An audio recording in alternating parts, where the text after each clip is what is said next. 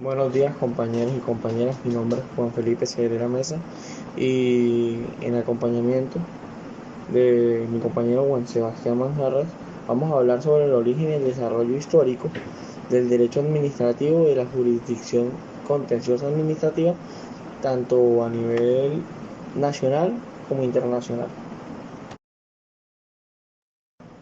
Bueno, adentrándonos al origen y al estado actual del derecho administrativo, pues el derecho administrativo como una nueva rama jurídica es una concepción francesa. Pues ello hace indispensable que hagamos un recuento de la evolución que este derecho ha sufrido en el país. Además, por ser el derecho administrativo, un derecho pues esencialmente jurisprudencial, su historia va a la par con el origen y la evolución de la jurisdicción contenciosa administrativa. Eh, Al respecto, si bien su origen próximo lo encontramos en la época inmediatamente posterior pues a la Revolución Francesa, podemos encontrar algunos antecedentes en la época de la monarquía. Bueno, en la época de la monarquía, eh, en esta época se conocían algunos tribunales, por decirlo así, especializados en asuntos pues, administrativos. Por ejemplo, las cámaras de cuentas, jurisdicciones para problemas básicos como eran aguas, bosques y corte de las monedas. Sin embargo, no se podía hablar aún de la existencia de un derecho administrativo, ni mucho menos de una jurisdicción administrativa, por cuanto a las actividades de estos organismos estaban regidos por el principio de la soberanía, pues del monarca, que implicaba a su vez que toda justicia emanaba del rey. Es decir, estos tribunales, más que juzgar a la administración, defendían lo que eran los intereses de esta, los cuales a su vez eran los del rey. Además, eran organismos dependientes del rey hasta tal punto que éste podía en cualquier momento asumir la competencia en relación con un litigio para ser fallado directamente por él. En definitiva, estos tribunales en los asuntos muy limitados de que conocían eh, pues se conocían, juzgaban en nombre del rey y no en nombre de la comunidad. Había, había una desigualdad porque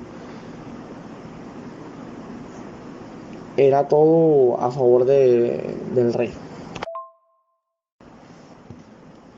Durante la misma época, aunque fuera de Francia, aparecen otros antecedentes remotos del derecho administrativo contemporáneo, relacionados con ciertas reglas de organización y actuación de la autoridad pública, que otorgaba al príncipe algunos privilegios especiales para efectos de procurar el bienestar de los súbditos, los cuales son conocidos bajo el nombre de ciencia de la policía. No obstante, se trataba de reglas aisladas y no existía la voluntad de integrar un conjunto sistemático y particular de las normas, pues que regularan la organización y la actuación de las autoridades públicas, y mucho menos que tales normas fueran de obligatorio cumplimiento para dichas autoridades. En la época de la Revolución Francesa, al triunfar la revolución, se produjo una circunstancia histórica que se convirtió en el fundamento de jurisdicción eh, administrativa e ¿cómo se dice? Indirectamente del mismo derecho administrativo, esa circunstancia de tipo pues histórico fue la desconfianza de los hombres de la revolución hacia los parlamentos, que eran los organismos encargados de la administración de la justicia en la época anterior. Pues en efecto, en los últimos tiempos de la monarquía, estos parlamentos se habían convertido en unos verdaderos obstáculos para la política y decisiones del rey. Pues se idearon mecanismos pues para no aplicar las decisiones cuando las consideraban improcedentes. En estas condiciones los nuevos gobernantes temieron que los parlamentos llegaran a entretrabar la nueva política surgida en la revolución. Bueno, en la teoría de la atribución del poder en ramas separadas e independientes, hizo pensar que las labores jurisdiccionales debían estar completamente alejadas de la administración. En consecuencia, mediante textos de carácter legal, se prohibió a los jueces inmiscuirse en los asuntos de la administración. Así quedó plasmado en la ley, pues que las funciones judiciales son y continuarán siendo separadas de las funciones administrativas. Los jueces no podrán, pues que no se puede, bajo pena de prevaricato, inmiscuirse de ninguna manera en las operaciones de los cuerpos administrativos, ni citar ante ellos las funciones a los funcionarios de las administraciones por razón de su función. Pues este principio fue elaborado en la categoría constitucional mediante el artículo 3 de la Constitución, el cual determinó expresamente que los tribunales no pueden inmiscuirse en el ejercicio del poder legislativo o citar ante ellos a sus funcionarios de la administración por razón de sus funciones. Sin embargo, esa prohibición tenía graves secuelas desde el punto de vista de la ideología política propia de la revolución, ya que implicaba que la administración no tenía un juez que juzgara pues su conducta, lo que podría traer como fácil consecuencia la arbitrariedad, quedando así fundamentalmente política, según el cual la administración debía someter su actividad al orden al ordenamiento jurídico. Bueno, ante esta situación negativa, se pensó que la manera de remediar la mencionada irregularidad podría consistir en que los particulares presentaran sus reclamaciones ante la misma administración, es decir, se estableció la institución de la administración, o sea, el juez, según la cual las reclamaciones contra la administración eran resueltas por ellas mismas. Fue así como mediante la Constitución de 1799, fundamentalmente obra de Napoleón, se creó el Consejo de Estado como una imitación en algunos aspectos a la antigua Consejo del Rey. Este nuevo organismo se le otorgaron, digamos que, dos grandes funciones que debía ejercer bajo la dirección del Ejecutivo: redactar los proyectos y la ley de reglamentaciones administrativas y resolver las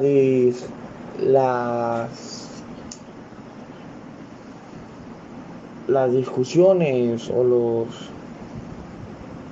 o o las dificultades que se presentaban en materia administrativa. La segunda función se traducía en que este cuerpo es el consejo del jefe de Estado. Por la misma época se crearon a los departamentos del consejo de pre- prefectura con la función de asesorar al prefecto, o sea, al gobernador. En la misma forma que eh, el Consejo de Estado lo hacía respecto al Ejecutivo Nacional. Bueno, abordando un poco el tema sobre la jurisdicción contenciosa administrativa, pues se podría decir que es aquella destinada al conocimiento y a la aplicación del derecho en el orden, pues valga la redundancia, administrativo o el derecho administrativo como tal. ¿A qué nos referimos con esto? O es decir, que el referente al conjunto pues normativo destinado a regular o a la regulación de la actividad de la administración pública en su versión contenciosa o del control de la legalidad y del sometimiento de esta a los fines pues que la justifiquen. Otro punto también es que así como para atender los recursos de los administrativos o administrados, marca la redundancia, contra las resoluciones de la administración que consideren injustas, según los países, puede ser una parte de la administración de la justicia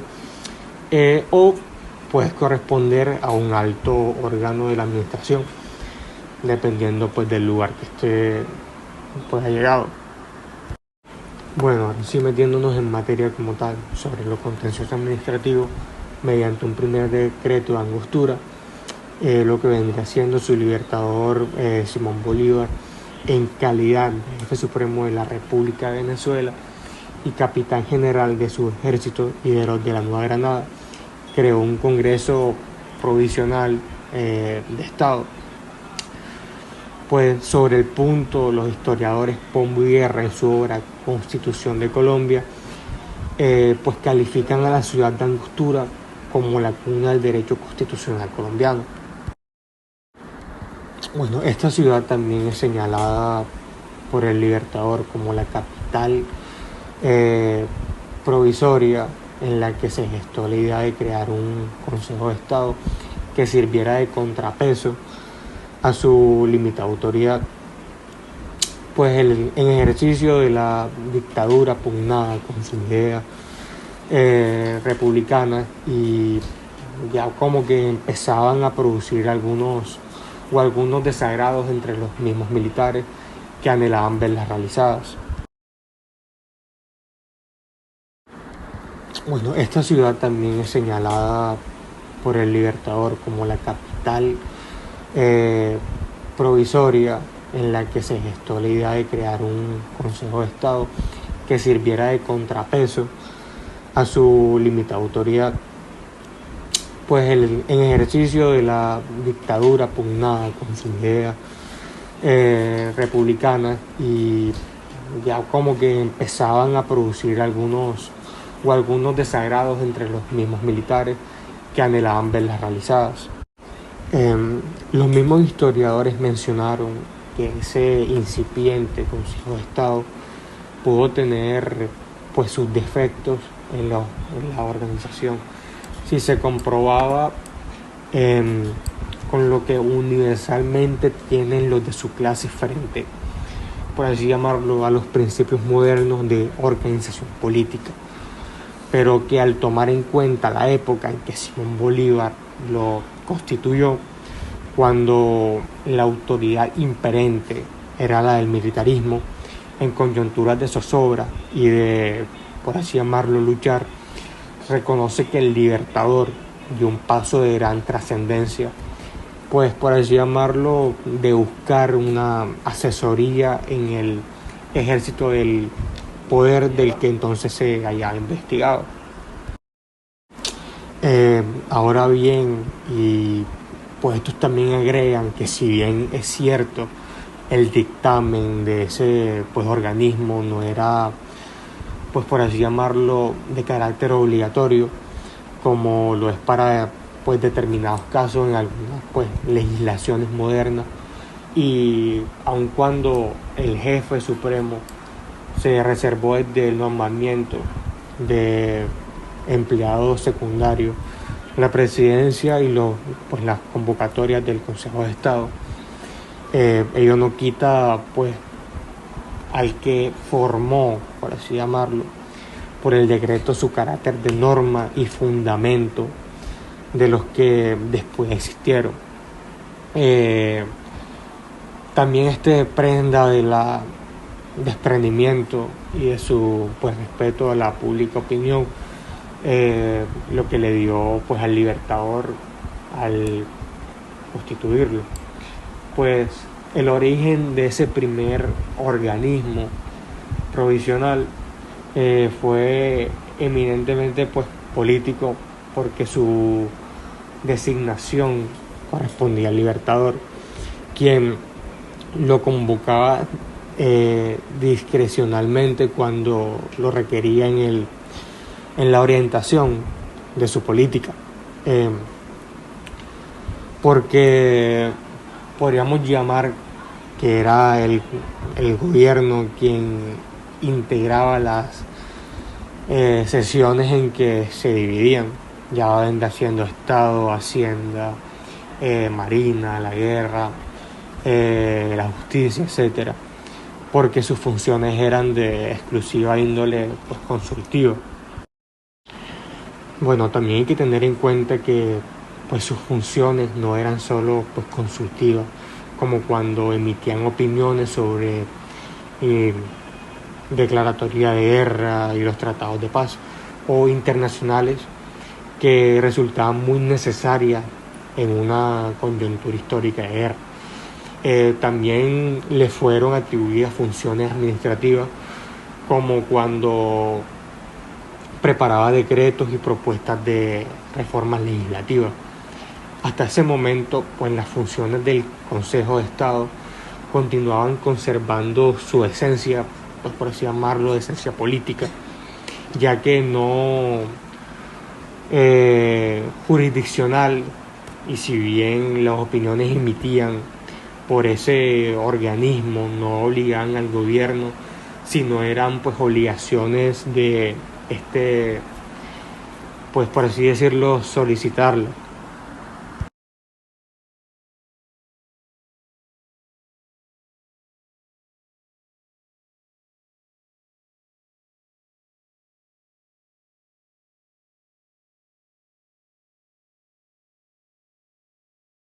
Aun cuando en la normativa constitucional que abarcaba los años, si mal no estoy, 1832, el Consejo de Estado pues seguía siendo un cuerpo político y consultivo, ya pues comenzaba a perfilarse sus separaciones del gobierno sin que pues todavía existiera la jurisdicción de lo contencioso administrativo. En aquel momento el Consejo de Estado estaba presidido por los vicepresidentes de la República hasta el año de 1945, en lo cual pues integraban 7 miembros elegidos por el Consejo para un periodo de,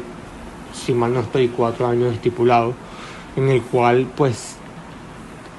cada 2 eran renovables. Entre sus funciones estaba la de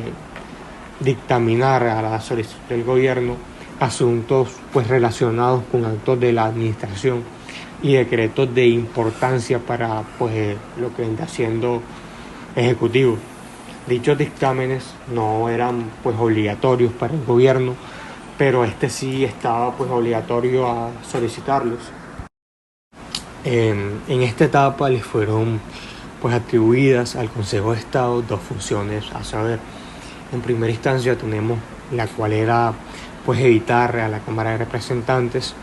ternas para las elecciones de magistrados de la Corte pues Suprema de Justicia, y dar pues su consentimiento para nombrar agentes diplomáticos y consulares y magistrados de pues, tribunales. Al Consejo de Estado fue suprimido en 1843, pero reapareció en la Constitución Política de 1886, siendo percibido por el vicepresidente de la República. Estaba pues integrado por 7 miembros elegidos por la Cámara de Representantes, en la cual estaba pues el Senado y por presidente de la República. Dentro de sus funciones estaba la de ser cuerpo pues, consultivo del gobierno. Además, contaba pues con la atribución de presentar proyectos de la ley y se les pues erigió como Tribunal Supremo de lo contencioso pues administrativo. Para el desarrollo de lo concerniente a las funciones pues consultivas administrativas se expandieron, entre otras, la Ley 149 de 1888, la Ley 50 de 1894, la 18 y la 163 de 1896 y posteriormente la Ley 26 de 1904, mediante pues la cual se desarrollaron las funciones de Tribunal Supremo de lo contencioso administrativo. Y una vez más, y sin ninguna explicación jurídica ni política, el Consejo de Estado en su prímedo del acto legislativo 10 de 1905 y nuevamente restableciendo por el acto legislativo 1 de 1914. Y pues para finalizar, el embrión de la jurisdicción de lo contencioso administrativo se ubica en el acto legislativo 03 de 1910, en cuanto en su artículo 41 ordenó el establecimiento y en relación del Consejo de Estado, preciso en que se compondría de 6 miembros elegidos por la Corte Suprema de Justicia por periodos de 4 años, renovables cada 2, y en atención al mandato del artículo 41 citado en la Ley 130 de 1913, establecido en la jurisdicción del contencioso administrativo, y organizó sus funciones, valga la redundancia, de sus procedimientos.